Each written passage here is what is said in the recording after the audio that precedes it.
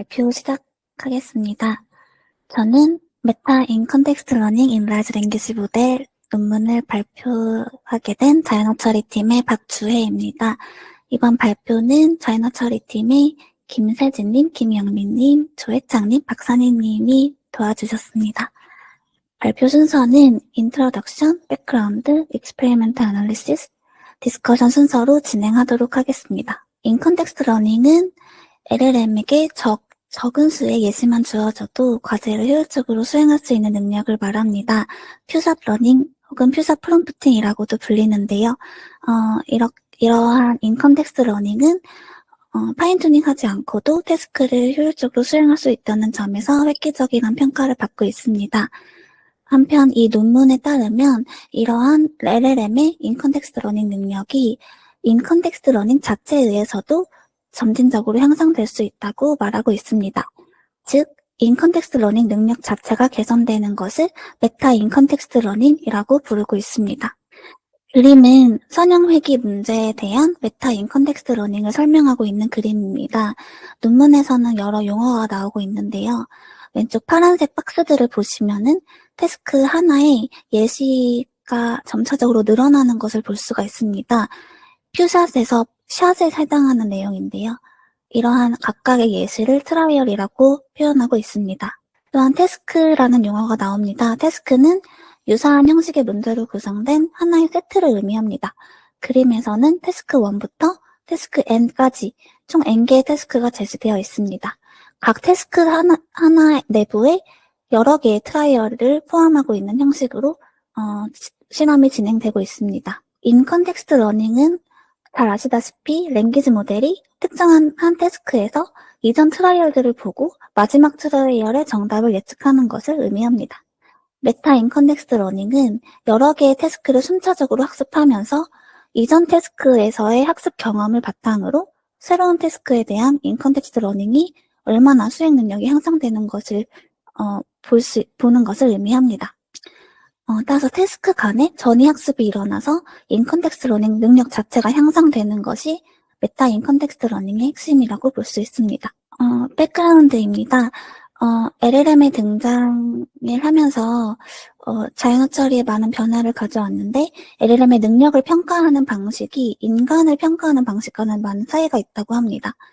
심리학에서는 인간의 능력을 평가할 때 여러 개의 태스크들을 연속적으로 제공한 다음에 평가를 하는 반면에 LLM 같은 경우는 각각의 태스크들을 따로따로 주고 각각을 평가하는 방식으로 진행되고 있는데요. 이러한 차이를 메꾸기 위해서 메타 인 컨텍스트 러닝은 인간 심리학 실험과 유사한 절차를 LLM에 적용하는 것을 시작으로 실험을 진행하게 되었습니다. 이것과 비슷한 연구들이 진행이 되었는데요. 태스크에 대해서 시멘틱한 내용을 전달해주면 LLM도 인간처럼 더 정확한 논리적 추론을 하는 경향이 있다는 연구, 그리고 심리학의 다양한 주제를 통해서 LLM의 행동 패턴을 해석하였고 이를 머신 사이콜로지라고 이름을 붙인 연구, 그리고 사람에게 태스크를 설명하는 것처럼 LLM에게 더 자세한 프롬프트를 제공하면은 LLM이 복잡한 태스크를 잘 수행할 수 있다는 연구가 있었습니다. 모든 실험은 오픈 AI의 GPT-3 API를 사용하여 진행되었고, 실험의 결정적인 응답을 고정시키기 위해서 템퍼레이처 하이퍼 파라미터만 0으로 바꾸고 나머지 하이퍼 파라미터들은 다 디폴트 값을 유지했다고 합니다. 이 논문에서는 메타 인 컨텍스트 러닝 실험을 위해서 크게 3가지 문제를 풀어보았는데요. 먼저 1차원 리니어 리그레션 문제, 그리고 투아웃 밴드 태스크, 그리고 실제 데이터셋을 다룬 다차원 회귀 문제입니다. 이렇게 지도 학습, 강화 학습, 그리고 실제 데이터셋이라는 학습 패러다임을 각각 대표하는 문제라고 볼 수 있습니다. 첫 번째 실험은 1차원 리니어 리그레션입니다. 각 태스크는 5개의 인풋과 타겟, 트라이얼 쌍으로 구성되었고, 이런 각 쌍은 선형 함수에 해당하는 데이터들입니다. 그래서 메타 인 컨텍스트 러닝을 위해서 5개의 태스크가 순차적으로 진행되고 있습니다. 실험 결과 그래프 A의 실선 그래프를 보시면 트라이얼이 진행될수록 한 태스크 내에서 추가 데이터 포인트가 늘어날수록 성능이 향상되는 것을 볼 수 있습니다. 이는 인 컨텍스트 러닝이 GPT-3가 가지고 있다라는 것을 확인할 수가 있고요. 특히 주목할 점은 GPT-3가 우리가 보여주는 데이터가 매핑되는 함수가 선형이라는 거를 알지 못함에도 그 선형성을 가정하는 베이지안 리니어 리그레션보다 약간 우수한 성능을 보일 때도 있다는 것이 주목할 만한 점입니다. 그리고 A의 그 점선 그래프들을 보시면 점선 그래프는 5개의 태스크를 마친, 그러니까 메타 인컨텍스트 러닝 후에 GPT-3의 성능입니다. 보시면 여러 태스크에 걸쳐서 인컨텍스트 러닝 능력이 점선에 비해서 확실히 더 향상된 것을 볼 수 있습니다. B를 보시면 태스크가 진행될수록 그 MSE가 많이 줄어드는 것을 확인할 수 있습니다. C에서는 트라이얼과 태스크가 MSE를 줄이는데 얼마만큼 영향이 있는지를 실험한 결과입니다. 두 피처 모두 MSE를 줄이는데 유의미한 효과가 있다고 판단할 수 있었습니다. 그래프 D를 보시면 메타 인컨텍스트 러닝 과정에서 GPT-3가 원래 가지고 있는 사전 확률 분포, 프라이얼이 실제 환경 통계량과 비슷하게 바뀌는 것을 볼 수가 있습니다. 즉, 태스크를 반복하기 초반, 태스크 1, 태스크 2에는 강하게 양의 함수에 대한 편향성을 보이고 있었는데요. 점점 더 태스크가 반복될수록 실제 확률 분포인 음의 함수로 적용되는 것을 확인할 수 있었습니다. 아까 전에 확인했던 지도학습에서의 결과가 강학습에서도 제한되는지 확인하기 위해서 투 언더 밴디 태스크에서의 메타인 컨텍스트 러닝을 실험을 해보았는데요. 아까 전에 보았던 리니어 리그레션 문제가 지도학습의 가장 기본적이면서도 대표적인 태스크라면 강학습의 가장 기본적인 태스크는 투 언더 밴딧이라고 할 수가 있습니다. 투 언더 밴딧은 카지노에서 어떤 슬롯 머신을 선택해야 최대의 보상을 얻을 수 있을지 최적의 전략을 세우기 위한 알고리즘인데요.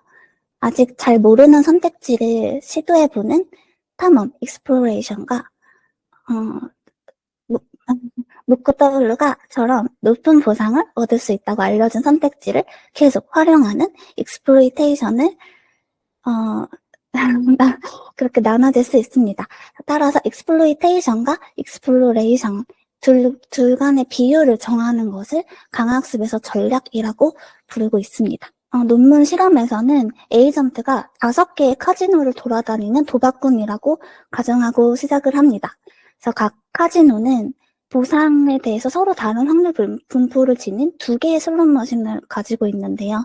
그래서 에이전트는 각 카지노, 5개의 카지노를 돌아다니면서 각 카지노마다 10번의 트라이얼 동안에 둘 중에 어떤 것이 더 나은 슬롯 머신인지 식별해야 하는 태스크입니다.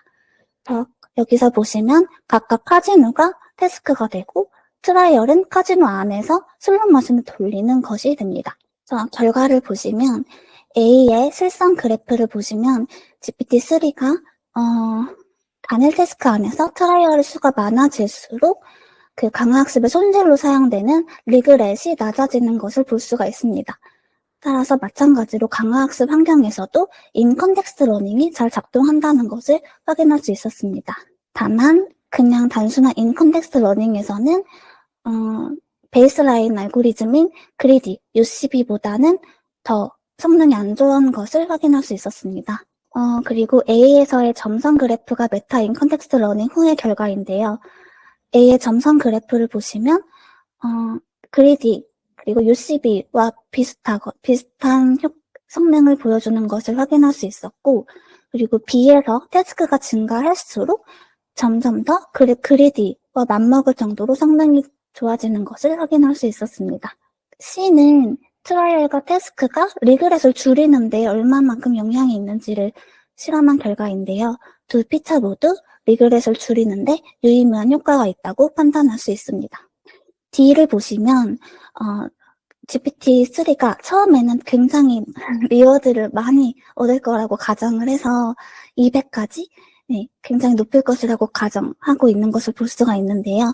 태스크가 늘어나면서 GPT-3의 프라이어가 실제 true와 가깝게 적용되는 것을 확인할 수 있습니다. 그래서 마찬가지로 아까 리니어 리그레션 문제와 마찬가지로 그 프라이어가 메타 인컨텍스트 러닝을 통해서 적용된다는 것을 확인할 수 있었습니다. 이를 보시면 태스크가 늘어갈수록 리글에서 영향을 미치는 V, RU, TU분의 V 값들이 변경되는 것을 볼 수가 있습니다. 여기서 각각 V, RU, TU분의 V는 아까 말씀드렸던 익스플로레이션을 할지, 익스플로이테이션을 할지를 결정하는 계수들인데요. 이러한 값들이 변경되었다는 것들은 메타 인컨텍스트 러닝 과정에서 강화학습 전략이 변화된다는 것을 나타냅니다. 따라서 태스크가 또 늘어날수록 익스플로이테이션에서 익스플로이테이션한 방식, 즉 그 보상을 더 많이 얻기 위해서 원래 잘 나오는 슬롯 머신을 계속 선택하는 경향을 보이는 것을 확인할 수 있었습니다. 마지막 실험은 이전 실험들에서 관찰된 결과가 실제 응용 문제에서도 확장될 수 있는지 확인하기 위한 실험입니다. 그래서 왼쪽 표와 같이 60개의 실제 데이터셋으로 구성된 벤치마크를 사용했습니다. 네. 실험 결과 A의 실성 그래프처럼 GPT-3는 단일 태스크 안에서 트라이얼 수가 많아질수록 RMSE가 줄어드는 인컨텍스트 러닝을 있는 것을 보여주었고, 그리고 점선 그래프, 메타 인컨텍스트 러닝 후에는 바로 트라이얼이 첫 번째 제로샷부터 성능이 랜덤 포레스트나 BLR과 비슷한 성능을 나타내는 것을 볼 수 있었습니다. A의 실성 그래프와 점선 그래프의 차이를 보면은 제로샷에서 메타 인컨텍스트 러닝의 효과가 더 잘 나타난다는 것을 볼 수 있는데요. 이러한 현상이 나타나는 이유를 저자들은 메타 인컨텍스트 러닝 중에 타겟 밸류 레인지에 대한 이해를 메타 인컨텍스트 러닝 하면서 습득이 된다는 가설을 세웠습니다. 그래서 이 가설 테스트하기 위해서 비실험을 진행을 했습니다. 그래서 타겟 밸류 범위 밖으로 예측하는 수를 측정했고, 기존의 GPT-3가 파란색이고 그 메타 인컨텍스트 러닝 마친 GPT-3가 주황색인데, 이러한 그 차이가 트라이얼이 더 적은 제로샷에서 가장 크게 나타나는 것을 확인할 수 있었습니다. 또한 C에서는 메타 인컨텍스트 러닝이 이전에 마주친 작업과 유사할수록 더 효과적이라는 가설을 세우고 이를 검증한 실험입니다. 그래서 트라이얼과 태스크 시뮬러리티를 피처로 두고 RMSE를 줄이는데 얼마만큼 영향이 있는지를 측정한 결과입니다. 그래서 두 피처 모두 RMSE를 줄이는데 유의미한 효과가 있었고, 특히 태스크 시뮬러리티가 트라이얼보다 훨씬 더 효과가 있다는 것을 확인할 수 있었습니다. 그래서 이는 단순한 인컨텍스트 러닝에 비해서 유사한 작업으로 메타 인컨텍스트 러닝을 수행했을 때 더 드라마틱한 효과를 얻을 수 있다는 것을 의미합니다. 한편 실험을 하던 도중에 GPT-4가 공개되었고, 그래서 아까 GPT-3로 했던 실험을 GPT-4에 대해서도 수행을 했습니다. 그래서 GPT-4에 대해서도 동일한 결과를 얻을 수 있었고요. 흥미로운 점은 GPT-4도 메타 인컨텍스트 러닝이 가능하지만 GPT-3에 비해서는 성능이 다소 떨어진다는 것을 관찰할 수 있었습니다. 이 연구에서 라지 랭귀지 모델이 인컨텍스트 러닝을 통해서 인컨텍스트 러닝 능력 자체를 재기적으로 향상시킬 수 있음을 입증했습니다.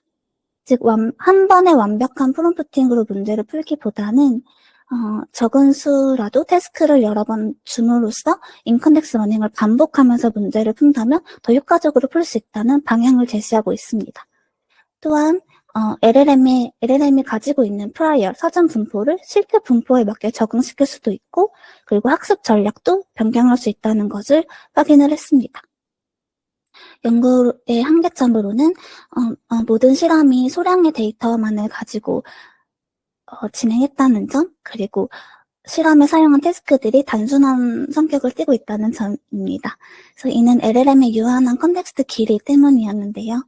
추후 연구를 통해서 보완해 나갈 필요가 있어 보입니다. 네, 제가 준비한 내용은 여기까지입니다. 질문 있으신 분 계실까요? 네, 발표 마치도록 하겠습니다. 들어주셔서 감사합니다.